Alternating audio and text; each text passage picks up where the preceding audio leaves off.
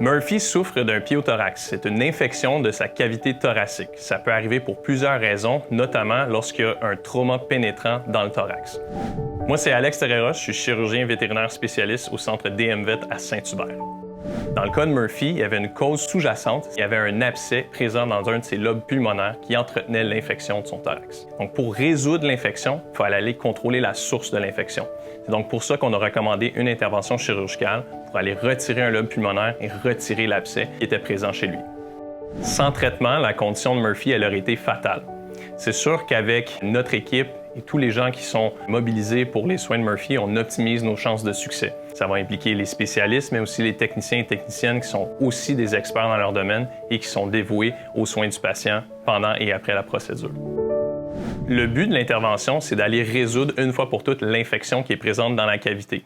Donc, la première étape, c'est de préparer le patient pour l'anesthésie. Ça, c'est l'équipe d'urgentologie puis de soins intensifs qui va réaliser cette portion-là de la procédure.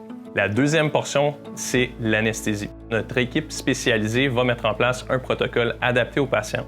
Ils vont préparer l'animal pour la chirurgie. Ils vont mettre en place un protocole de gestion de la douleur adapté pour permettre au patient d'avoir une récupération post-opératoire confortable. Ensuite de ça, on va transférer le patient au bloc opératoire, préparer la peau, installer les équipements de monitoring pour nous assurer que notre patient est stable pendant l'anesthésie, la chirurgie, puis débuter l'intervention.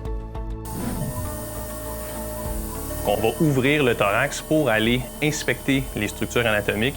Dans le cas de Murphy, la dissection se doit d'être délicate puisqu'il y a beaucoup d'inflammation liée à l'infection. Une fois la cavité thoracique ouverte, l'équipe de chirurgiens va procéder à l'exploration et au nettoyage de l'infection. On va inspecter les lobes du poumon, le cœur, le médiastin et les autres structures du thorax.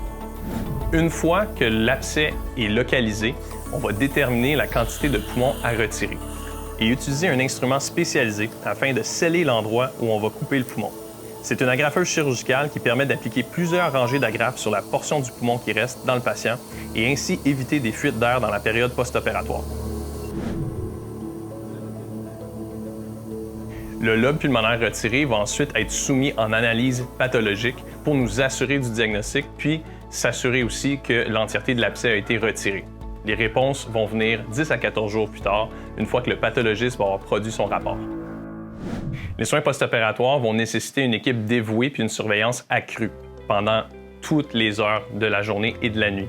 Avec un traitement qui est adapté à la condition, les chances de succès sont quand même assez bonnes.